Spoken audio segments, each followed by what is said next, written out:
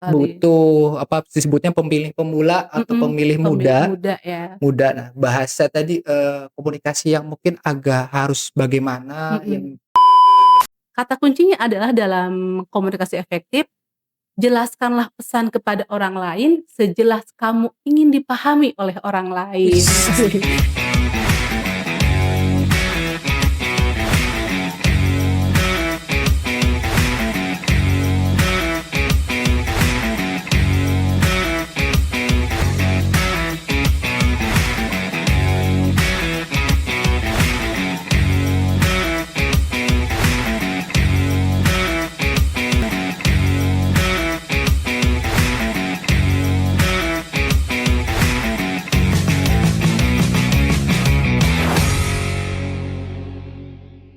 Assalamualaikum warahmatullahi wabarakatuh. Halo sedulur kocir, konsultasi cerdas informasi rakyat.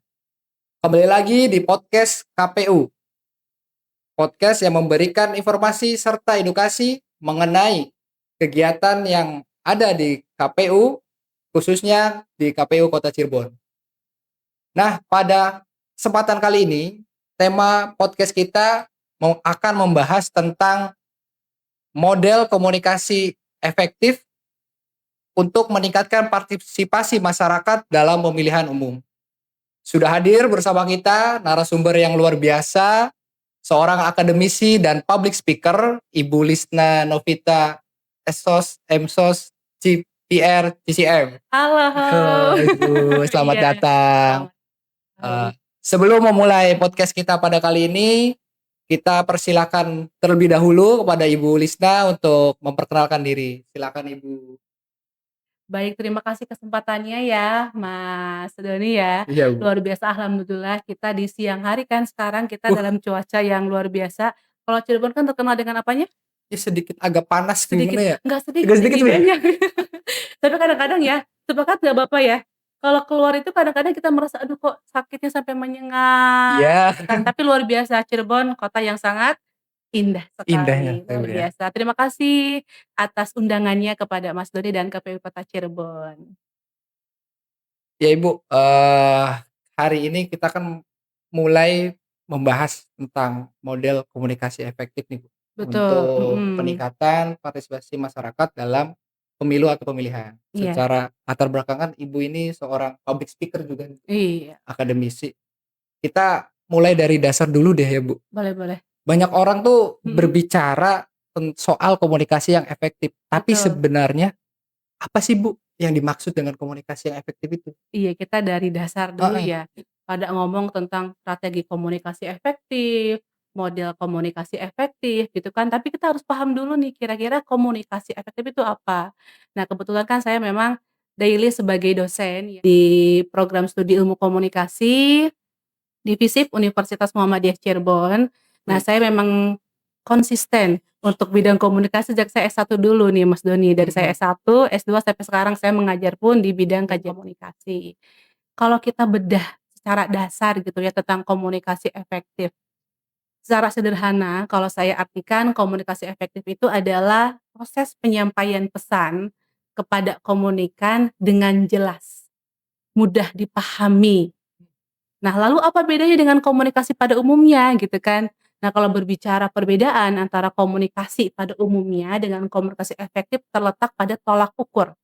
Kalau komunikasi pada umumnya itu hanya berbicara proses penyampaian pesan dari komunikator kepada komunikan, udah selesai. Tapi kalau komunikasi efektif mhm. tidak sampai di sana, harus ikut memastikan apakah pesan itu tersampaikan dengan baik atau tidak, sehingga ada respon yang positif atau tidak kepada audiensnya, itu bedanya di situ. Nah, Bu, bagaimana sih kita mengetahui bahwa Mhm. komunikasi efektif itu sudah berjalan? Sudah berjalan atau tidak dalam Mhm. konteks KPU misalnya ya, komunikasi efektif bisa dikatakan kan sekarang banyak sekali sosialisasi terkait dengan ayo memilih gitu kan. Ya. Nah, tapi kalau komunikasi efektif tidak hanya berbicara, hanya masang spanduk aja, nggak sampai di Oh, situ. enggak Tidak hanya sesuai. sebatas podcast saja, tapi KPU sebagai penyelenggara itu bertugas juga memastikan sudah berjalan atau tidak pesan yang disampaikan tadi gitu kan. Caranya dengan apa? Satu, audiens mudah memahami atau tidak pesan yang disampaikan. Itu indikatornya, yang pertama. Yang kedua, responnya bagaimana, feedback-nya. Misalnya datang ke TPS tidak ketika pencoblosan. Kalau Partisipasi ya? memang dirasa masih kurang berarti pesannya belum tersampaikan dengan baik. Kata kuncinya adalah dalam komunikasi efektif, jelaskanlah pesan kepada orang lain sejelas kamu ingin dipahami oleh orang lain. Wis, Jadi keren juga ya, Bu, berpuisi ya. saya ya. Harus agak dalam gitu ya, Oh, Bu, ya? jadi berpuisi ya seperti itu kalau kita ngomong konteks dalam KPU ya terkait dengan komunikasi efektif itu. Kemudian, Bu, Mhm, model komunikasi efektif apa yang paling mhm. relevan, Bu, diterapkan dalam peningkatan partisipasi pemilih nih, Bu? Oke, model komunikasi efektif Mhm. ya. Kalau saya ambil satu model komunikasi efektif dari Wilbur Sham ya. Beliau ada salah satu tokoh komunikasi, ada menyebutkan satu model namanya field of experience. Nah, jadi pesan itu akan mudah sampai kepada audiens kalau kita memiliki latar pengalaman yang sama. Sama dalam bahasa, sama dalam kesamaan perasaan, emosional, budaya, nilai, atau sebagainya. Coba deh kalau kita ngomong dengan beda bahasa aja itu pesan akan sulit sampai, iya enggak? Mmm. Nah, makanya feel of experience atau latar pengalaman sama itu bisa menunjang pesan dapat sampai dengan baik atau tidak kepada audiens. Berarti, komunikasi itu Mhm. dilakukan sesuai dengan, apa namanya, ada bentuk kesamaan. Misalkan, Bu, saya kan generasi Z nih. Iya, Gen Iya, Z ya. Gen Z, masih masuk Gen Z. Nggak beda Eee, jauh lah sama saya. iya, begitu, Sama Bapak Bu. beda jauh tidak?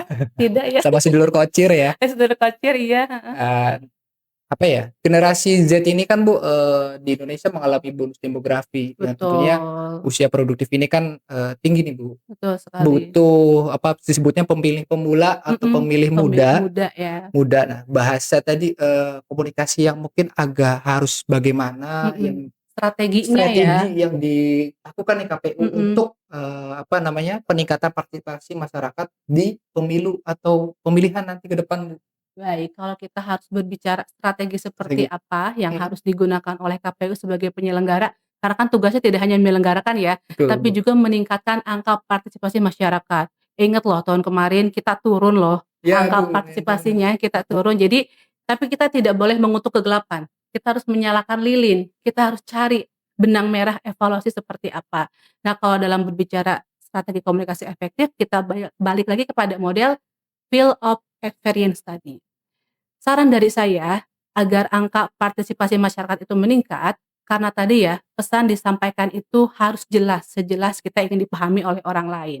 Pertama, dalam konteks demokrasi atau konteks pemilu, ketika pengalaman sama, tadi sudah saya jelaskan, maka masyarakat akan bisa menerima dengan baik, Mhm. seperti itu. Contohnya, saya sangat apresiasi kepada KPU Kota Cirebon, termasuk dengan agenda podcast ini Salah ya. satu ini ya, Bu, ya, Iya, salah satunya adalah ini. Jadi menjangkau masyarakat tidak hanya pada tataran di mungkin iya, wilayah yang tetapi dalam dunia digital dunia juga digital sesuai yang hari dengan ini ya, Bu, ya, iya, era teknologi digital yang semakin pesat. kalau, apa ya, Mhm, Gen Z itu kan dunia itu bukan di dunia sebagian di dunia nyata, tapi lebih banyak iya, ke dunia digital atau dunia betul. maya gitu. Dan ingat karakter Gen Z atau nanti Gen Alpha Mhm. itu mereka itu tidak hanya ingin mendengar, tapi dengan mendengar dan melihat. Nih saya punya satu sajak lagi nih, bukan sajak sih ya, katakanlah sebuah puisi Boleh, puisi boleh. puisi singkat dari saya. Strategi KPU dalam menyelenggarakan segala macam bentuk sosialisasinya tentu harus menggunakan komunikasi efektif. Karena jangan sampai akan kehilangan ketika KPU menggunakan strategi yang salah, itu akan berdampak pada salah paham juga atau makna yang tidak sampai secara sempurna. Demokrasi akan kehilangan maknanya kalau strategi itu salah. Kalau mengacu pada model tadi ya Mas Doni ya, Mhm. tentang field of experience itu kalimatnya seperti ini, "Apa yang masyarakat dapatkan dari mendengar, maka mereka akan mudah melupakan. Apa yang masyarakat dapatkan dari mendengar dan melihat, mereka akan mudah ingat, tapi mudah juga untuk melupakan. Tetapi, apa yang masyarakat dapatkan dari mendengar, melihat, dan ikut melakukan, maka itu akan membentuk sikap dia di masa depan." Jadi pesan itu jangan Tidak. cuma sekedar informatif, Mhm. tapi masyarakat harus ikut terlibat Dalam komunikasi yang dalam proses pemilu itu. Jadi kudu apa ya, harus praktek bareng, Harus praktik, betul sekali. disimulasikan atau Iya, betul betul ah, sekali. Jadi yang dimaksud pesan akan sampai dan akan bahkan menentukan sikap kita di masa depan, ikut sertakan dalam kegiatan. Contohnya, kan sekarang KPU udah ada Ghost to Campus ya, Mas Gus Doni ya, Dur. Ghost to School, betul sekali. Nah, boleh nggak sih gitu saran dari saya, tidak hanya untuk sosialisasi secara oral saja, tidak ada, "Ayo ngajak pemilu ngomong segala macam, dampaknya segala macam," gitu ya. Tapi bolehlah siswa-siswi diajak praktik simulasi pemilu di ruang terbuka. Dibuatkanlah alat peraga, nggak harus yang persis banget, tapi minimal ada tahapan dari mulai daftar gitu ya, lalu pencoblosan, ada di bilik suara, sampai nanti cap tinta, sampai ikut pada proses penghitungan suara. Nah, rasa-rasanya ketika kita terlibat dalam situasi itu, oh mereka merasa, "Oh, 5 menit kita nyoblos itu ternyata akan berdampak untuk nasib kita 5 tahun ke depan." Jadi nggak bisa dianggap remeh, betul nggak? Iya, jadi Hopefully Fox Fox Day. Day. Suara rakyat Ya, adalah suara Tuhan. suara Tuhan. Salah memilih, salah nasib 5 tahun ke depan.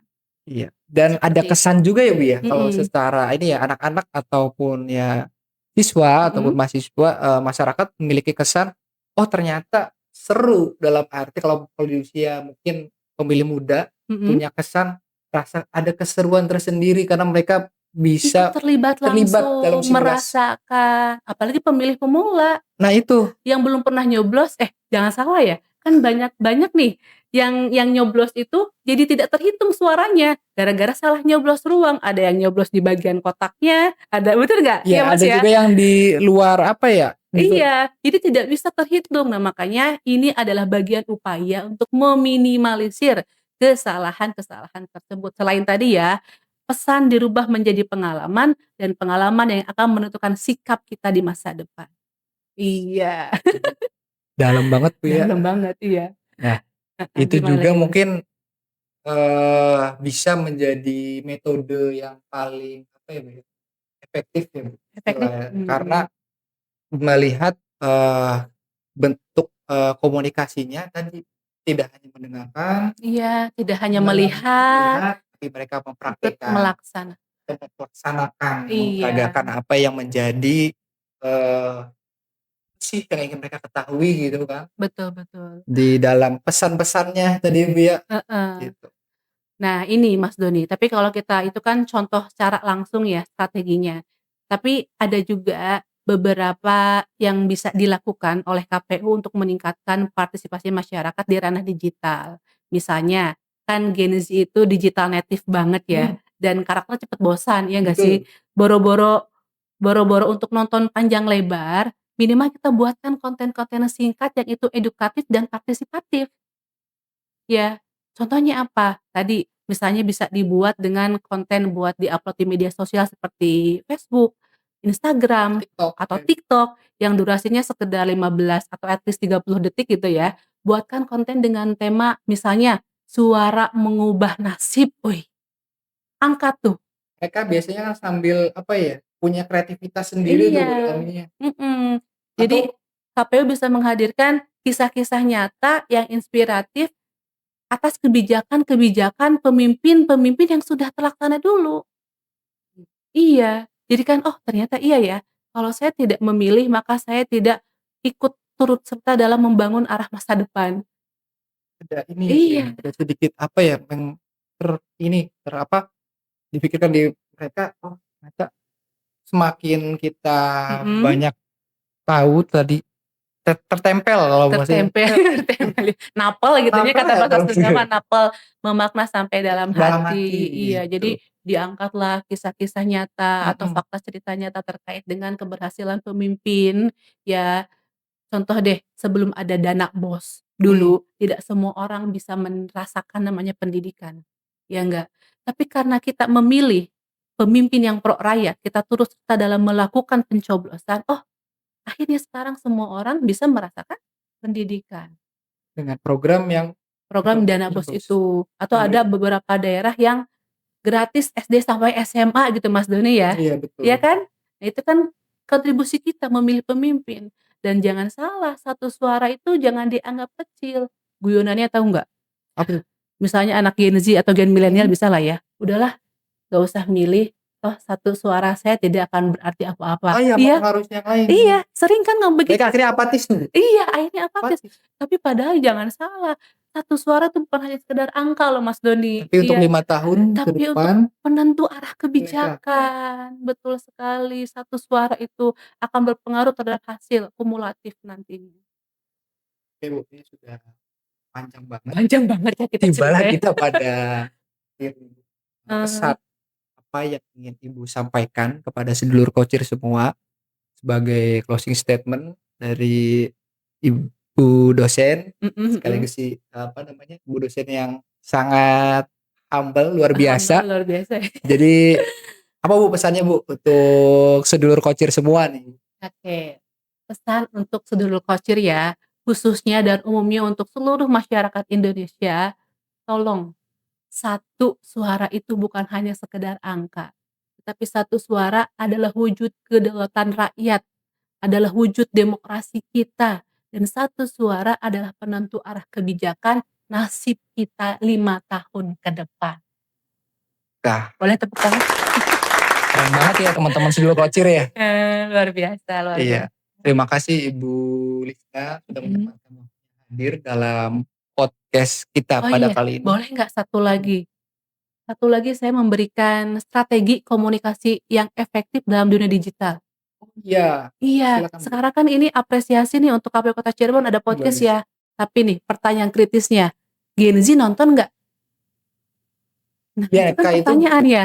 ya, Nah artinya ini harus ada media promosi, ya harus dipromosikan, harus ada marketingnya, Mas Doni. Dengan cara apa? Strategi kolaboratif.